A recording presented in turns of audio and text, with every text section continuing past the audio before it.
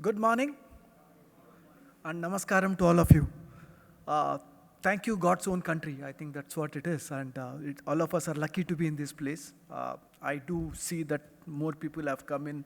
Biju, I think I kind of came second and I saw lots more faces now. So, like you said, you rightly said that more people will join in. And I'm sure it's going to be a lot of value for whoever is here in this room. We are very lucky that all of us have been able to come in here and do this event. We are also lucky that we've got somebody like Deepak really guiding us in this part of the world to tell us how to get the whole retail community together. And we are lucky to have a Kerala council which guides us to do what it is that we'll need to do in this place. So thank you there. And I also want to thank various people who've kind of put their money in to make this happen. So we've got a few sponsors who come in. Do take some time to visit them and to know about them, because unless they are here, none of us could be in this place. So thank you very much. About 5 years before, some of us sat in a room, about 15 CEOs, and we were saying that what is going to happen to retail? And we said, okay, what can happen to retail is the question that they put up. And we asked some of the CEOs, what would they do and what would they like if they were to remove their hat as a CEO or as a business person in the business of retail and think about themselves as customers? What would they like? One thing came out very unanimously. They said that I need my items to be available to me at the speed of thought. Yeah. Now, this was very interesting for all of us, because we said if we are as consumers, we want to get our items immediately as we make up our minds. That's what we are. And I don't think anybody in this room can say otherwise, because once as consumers we made up our mind, we want that item to be available to us. Okay? At the convenience of ours, at the price that we want to. And that's where I think slowly the world is heading to. At that time, it looked like a spectacular thing. All of us kind of looked at it, we had a good laugh, and we said, "Ye to hoga nahi. This is not going to happen." But I think slowly things are coming towards almost speed of thought, and all of us are aware of what's happening all around us. So what is happening to consumers? I think most of us in retail always talk when we do our reviews from trying to understand more about our consumers, so that our business, our strategies, our operations is all revolving around this, what we know of consumers. I hope that during the day, we'll have lots more people coming on stage and talking to us about what is happening to consumers. But there are few things that I can see as trends, and not many of you have told me as trends. It's not like I can see by myself, but when I talk to individuals sitting in this room, also people who've otherwise across the country, across the world, there are 5, 6 things that they say is the way consumers are going towards. One, consumers are getting to be time poor and attention poor. Even as we sit here, we start thinking, how can I look at my mobile phone? We are thinking what else is happening in our world. We are trying to do 4, 5 things at the same time. So our attention is going to get taken away from us, because we are finding it difficult. If you are anybody 40 and above, you've got a particular amount of attention capability. If you are lesser than 40, your attention capability is very, very different. And all of us would resonate with that for sure. Okay, the younger you are, the more the amount of things that you want to do at the same time. I mean, that seems to be the way things are. The second thing that is happening to us as consumers is we do not want to be inundated with something which is not for us. If we are being sent an email which is not meant for us or is not resonating with us, immediately we'll put that particular email and the sender onto a junk box. And lo and behold, whatever is the amounts of email that comes from that person never hits us into our mails. So we are getting to become as keen on making sure that items that are coming to us are very clearly personal, otherwise we'll chuck it out. So that's the second part that we are doing, so that personalization is the way life is.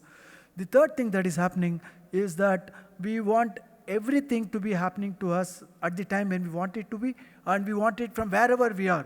So even if I'm sitting here, I've got some delivery that's happening in Mumbai now, I want to tell them the code, I want them to be delivered in my house, although I'm not in my house.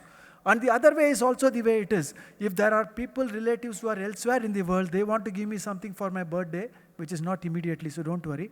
But they would want to give it to me, irrespective of where they are, into a house and into a place that I am in. So even if I'm not at my house, I'm elsewhere on my birthday, I want that particular present or gift to be happening to me at that place, and those people who are wanting to give me gifts have to ensure that that happens. That's the way we are, so that anything everywhere has to be the way life is. The other part that is also then becoming important, and we already thought about it, is fast. Everything has to be really fast. Some of us may not like this very fast world that we are living in, but we can't avoid it. The fact is, when we want to talk to our relatives, irrespective of where they are in the world, we want them to be accessible to us immediately. And COVID taught us that we can be in touch with almost everybody that we want to be in touch with, irrespective of where you are. Because, when way back in IBM, when I was working, we used to say that geography is history. And I didn't believe it in as many understanding, or I didn't understand it as deeply as it is that I understand it today. Because geography has no significance, time has no significance. We all communicate immediately across the globe. So that's the way it is. So, and speed is becoming very important. If I want it now, if somebody says I'll give it to you in 15 minutes, somebody else is giving you in 7 minutes. So if we want to be in touch, we want to be relevant to consumers, that speed has to be the way it is. So this is where we are. I think the world is becoming very simple, and we all know that the world is getting to be flat. We can access anything from anywhere in the world easily. So our competition may not necessarily be the retailer next door. It could be somebody who is a national player. It can be somebody who is an international player.